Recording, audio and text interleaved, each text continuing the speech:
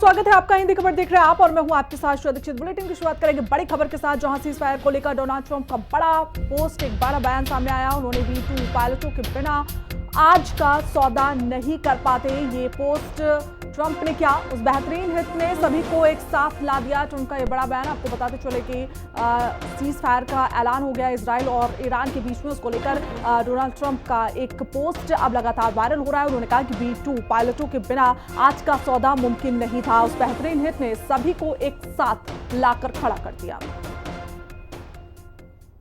आगे बढ़ते एक और बड़ी अपडेट आप तक पहुंचा दी, जहां ईरान ने इजराइल पर फिर से मिसाइलें दागी। आपको बता दें कि सीज फायर के बाद से ईरान ने इजराइल पर एक बार फिर मिसाइल दाग दी है। सीज फायर के ऐलान के बाद ये मिसाइलें दागी गई। आपको बता दें कि इजराइल पर चौथी बार ईरान की तरफ से ये मिसाइलें दागी गई। तो ये बड़ी अपडेट सामने आ रही है। आपको बता दें सीज फायर के बाद ये बड़ी अपडेट आप तक पहुंचा दें, जहां ईरान के सरकारी मीडिया का ये दावा है कि ईरान ने इजराइल पर मिसाइलें दागी। ईरान के ताजा हमलों में 6 इजरायली लोगों की मौत की पुष्टि भी की गई है। तो ये बड़ी अपडेट इस वक्त आप तक पहुंचा रहे हैं।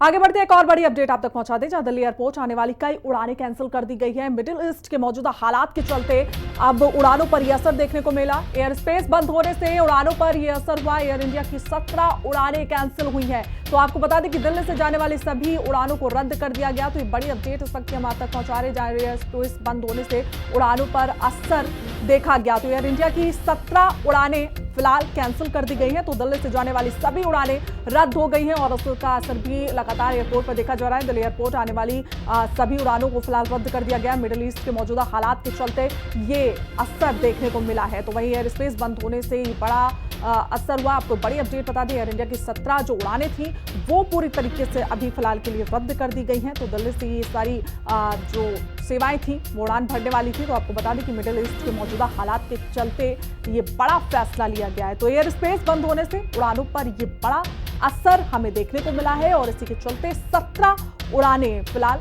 रद्द कर दी गई हैं। तो आपको बता दें सभी उड़ानें दिल्ली से रवाना होने वाली हैं।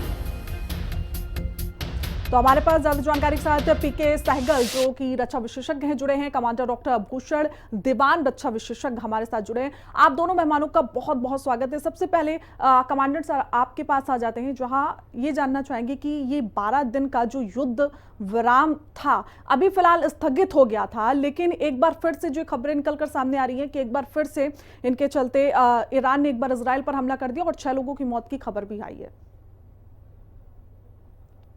धन्यवाद श्रेया जी, आपने ठीक कहा। स्थिति तो मुझे एकदम ऑपरेशन सिंदूर वाली याद आ रही है। जी ये भारत ने कह दिया था हम आगे फायरिंग नहीं करेंगे, उसके बाद भी पाकिस्तान बड़ी बड़ी बातें भी करता रहा और फायरिंग भी करता रहा। तो मुझे लगता है बीच में था कभी हाँ कभी ना। हमें नहीं बोलते हम नहीं करेंगे, हमें तो बताया नहीं गया, फिर उन्होंने हाँ। अब ऐसा लगता है कि सीज फायर पक्का हो गया है। पर इस लबोलबाब ये है कि इसमें साफ जाहिर हो गया है कि ईरान की जो मिलिट्री ताकत है, जी ये जियोपॉलिटिकल ताकत है, वो यूएसए और इजराइल की कंबाइंड ताकत के सामने कहीं खड़ी नहीं होती। खैर, हार जीत कुछ नहीं होती। अच्छी बात तो ये है कि ये युद्ध रुक गया। बढ़ता तो दुनिया भर की इकोनॉमिक तबाही तो होती और दुनिया भर में और हलचल मचती। चीन, रूस और इसमें आ जाते और ये दायरा युद्ध का बढ़ जाता। और कल और कुछ ऐसा भी लग रहा है, कुछ नूरानी कुश्ती के माफिक काम हुआ है। अब ईरान कहता है नहीं नहीं, हमारे तो फोर्दो में हमारे तो न्यूक्लियर असेट्स डिस्ट्रॉय हुए ही नहीं है। और कतार, इन्होंने कतार पे कल शाम को मिसाइल दागी, 14 बॉम्ब दागे, क्योंकि 14 बम जो बंकर बस्टर जी बॉम्ब B2 बॉम्बर जो आए थे वो चमगादड़ की तरह बड़े वाले संडे सुबह आए थे 6 बजे इंडिया टाइम, 4 बजे ईरान टाइम जो आए थे। तो उनमें 36 उन्होंने 36 14 बम दागे हैं। 7 जहाज आए थे तो उन्होंने 14 बम ही दागे हैं कतार पे और सारे फेल हो गए। एक कहीं गिरा है, वो भी हर्ट नहीं हुआ, किसी को नुकसान नहीं हुआ है। तो ऐसा कुछ गेम सेटिंग वाली नूरानी कुश्ती से लग रही है। कोई बात नहीं, लबोलबाब ये है अभी थम गया है, थमा रहे। क्योंकि बात ये है कि देखिए, सबसे बड़ी बात ये है कि अभी जो टेररिज्म का, उन्मादी टेररिज्म का जो जोर था, जो 7 अक्टूबर 23 को दुनिया ने देखा, हैवानियत का जोर था, प्रभु करे इसके बाद वो रुक जाए दुनिया में, थम जाए दुनिया में, मिडल ईस्ट में। और जी कुछ ऐसा भी लग रहा है कि इकोनॉमी जिस टाइप से खराब थी, अमेरिका की भी हलचल काफी है टैरिफ की वजह से। मागा बनने के चक्कर में है ट्रम्प साहब, चीन की भी। तो दुनिया भर की इकोनॉमी को बड़ा प्रॉब्लम होता। तो ये अच्छा हुआ जो रुक गया। इकोनॉमी के हिसाब से भी अमेरिका कह सकता है भाई, ट्रम्प कह सकते हैं मैं भी नोबेल पीस प्राइज ले सकता हूं भाई, और हमारी तो इकोनॉमी बहुत अच्छी स्टेबल कंट्री है, आओ इन्वेस्ट करो। कई बातें हैं, पर लबोलबाब ये है कि अच्छी बात है ये खत्म हो रहा है, और ये ईरान का क्लियर कट एक डिफीट उनको मिली है, उन्होंने सफर कर बिल्कुल लिया है। कमांडेंट साहब, अभी ये देख, तो है सीज फायर के बाद ये लग रहा है कि अब जंग खत्म हो जाएगी, लेकिन जिस तरीके से सीज फायर का उल्लंघन किया जा रहा है तो स्थिति वैसी नजर नहीं आ रही है। फिलहाल हमारे साथ पीके सहगल भी बने हुए हैं।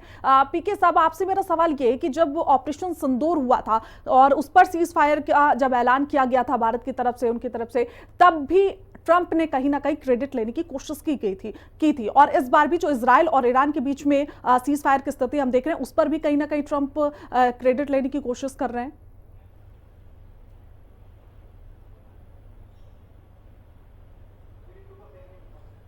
देखो, ईरान और इसराइल के बीच में बातचीत हुई या नहीं हुई मैं नहीं जानता, लेकिन ट्रंप ने साफ तौर पे अपने सोशल ट्रुथ के ऊपर एक ट्वीट डाली है जिसमें उसने साफ तौर पे कहा है कि उसने ईरान के साथ भी बातचीत की है, इसराइल के साथ भी बातचीत की है, और दोनों देशों ने एक किस्म से एक्सेप्ट कर लिया कि सीज फायर होगा। अगर वास्तव में सीज फायर होता है तो it's a huge victory for sanity and huge victory for pragmatism, और पूरा मिडल ईस्ट है और पूरा दुनिया जो है इस आने वाले युद्ध से जिससे बहुत बड़ा नुकसान होगा उससे बच जाएगा।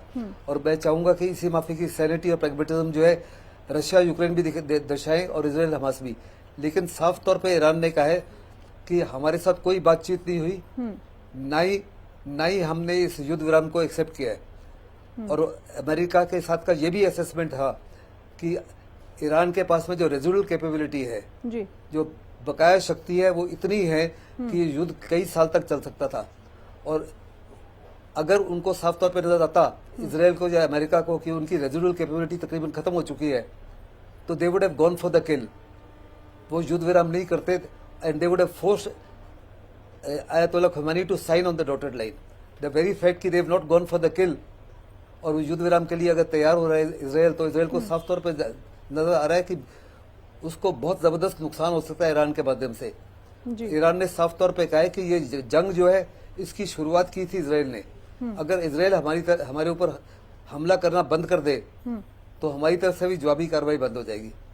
लेकिन जब तक इसराइल की तरफ से इस माफी की कार्रवाई होती रहेगी, हमारी तरफ से जवाबी रिटेलिएशन जबरदस्त होगी और इसमें किसी प्रकार का कोई शक नहीं होना चाहिए। तो मेरे मुताबिक ये ट्रंप की जल्दबाजी है। अगर आपको याद होगा तो उन्होंने पहले कहा था कि ऑपरेशन सिंदूर के समय कि हमने मध्यस्थता की। जब हिंदुस्तान ने कहा हमने मध्यस्थता एक्सेप्ट नहीं की, उससे उन्होंने फिर कहा हमने मदद की। जब हमने कहा हमने मदद नहीं मांगी तो उन्होंने कहा कि हमने कहा कि आपसे ट्रेड बंद कर देंगे पाकिस्तान और आपके साथ में। जब हमने उसको भी नकारा तो फिर उन्होंने कहा कि हमने आपके ऊपर फ्रेट चार्जेस बढ़ा देंगे। G7 के समय 35 मिनट बातचीत हुई हमारे प्रधानमंत्री के। उन्होंने साफ तौर पर ट्रंप को बताया कि हमने आपकी ना तो मध्यस्थता एक्सेप्ट की ना मदद एक्सेप्ट की, और ये बयान जो है आपका सही नहीं था। उस समय तो ट्रंप चुप रहे। उन्होंने कहा कि आप आइए व्हाइट हाउस में इसके ऊपर बातचीत करेंगे। हमारे प्रधानमंत्री ने साफ तौर पे कह दिया कि मेरे को लॉर्ड जगन्नाथ उड़ीसा में जाना है, मैं वहां जा रहा हूँ, सॉरी मैं अभी नहीं आ सकता। लेकिन 24 घंटे के अंदर ट्रंप ने फिर से कहा कि उन्हीं की वजह से ये सीजफायर हुआ, उन्हीं की वजह से दोनों न्यूक्लियर देशों के बीच में जंग रुकी। उनकी जबरदस्त कोशिश है कि इतिहास में अपना एक जगह बनाए, एक पीस मेकर के रूप में उभरे, और उनको नोबेल पीस प्राइज चाहिए जैसे प्रेसिडेंट ओबामा को मिला था। ना तो उनको नोबेल पीस प्राइज मिलेगा